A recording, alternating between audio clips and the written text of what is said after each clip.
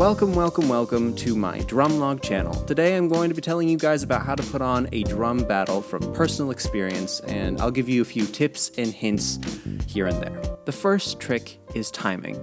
Timing is extremely important, and if you have a drum battle that's too long, then people are going to quickly lose interest and become bored. But if it's too short, then they're going to feel like they've been cheated and, not had enough of your excellent skills of drumming. And this can be said for social media too. Like right now, if I have an 18-minute long video about how to do a drum battle, now that's excessive. But then if it's too short, then it's not enough information. Now, when you're drumming, you have a certain style that you would most likely play. But the thing is that sometimes you have to change that style to cater towards the audience. For example, if you play something musical like this,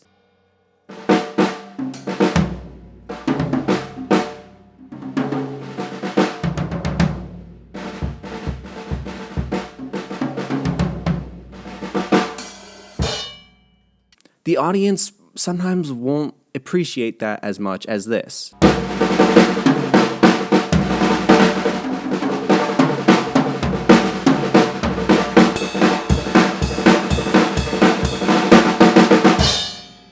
So you really have to balance musicality with speed.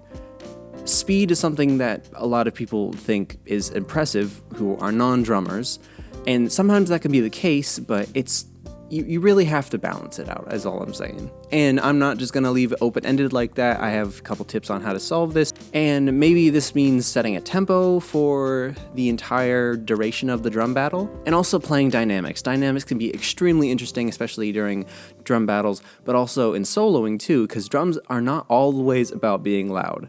They're also about building up and just making things interesting with something as simple as a drum. Another thing that you can do is try to make the audience dance. But what I mean by this is having consistency. And the more consistency you have in a groove, you're gonna make the audience want to dance more. That's why in pop music you're gonna get a lot of simple bass drums just going throughout the entire song. My third tip is to get the audience excited. And how you do this is, okay, so story time. My first drum battle was at a school talent show, and I was doing it with two other people. And I know that sounds a little strange because normally drum battles are two-way, but we did a three-way drum battle because, I don't know, it sounded cool. Anyways, beforehand, we lacked an intro. And what I mean by that is we just had the person who was running the entire thing and doing the host kind of just say, here's a three-way drum battle, and that was it. But what I should have done is I should have asked for the mic or, just yelled out to the audience, inviting them to applaud, cheer after each individual performance by the drummers. This makes it so that the audience actually gets excited and start rooting for each individual drummer. And it just makes the experience a whole lot more energetic, especially for the drummers. And also, as a good example, I would suggest listening to Buddy Rich and Gene Krupa's Drum Battle, very aptly named. But I would suggest listening to this song because it's just literally just a drum battle, but you can hear the audience screaming and cheering. And obviously, you probably wouldn't want to have something as excessive as what they're doing because they're being really loud. But just listen to that song and you can see kind of what that energy does to the people on stage, but also the people in the audience that are enjoying the show. Tip number 4, and that is audience investment. Now, audience investment is hard to explain and hard to pull off, but it's essentially making the people that are watching the show or the drum battle root for you. Now, how do you do this, you may ask? Good question.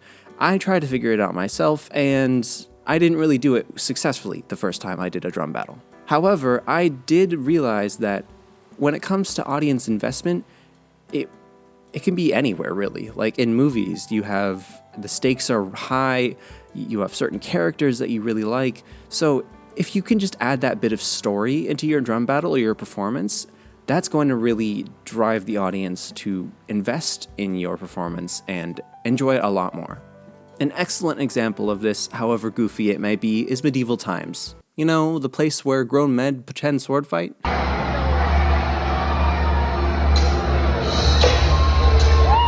There, the audience members are assigned a knight that has a different color, and then they duke it out, and, you know, a certain knight is selected to win in the end. You know, it's all fake, obviously, if you have never been to a medieval times before. But what I'm saying is that they make it so audience investment is just, you know, as simple as that. As my final tip for today's video, it's the truth about drum battles. And the truth is that drum battles aren't really one. It's about bringing the drummers and the musicians together and the audience. It's all about the energy that you bring to that stage, that wherever you're playing. It's really the same for music. Music is supposed to bring people together and create an experience that outside of the actual performance, it's hard to recreate that feeling.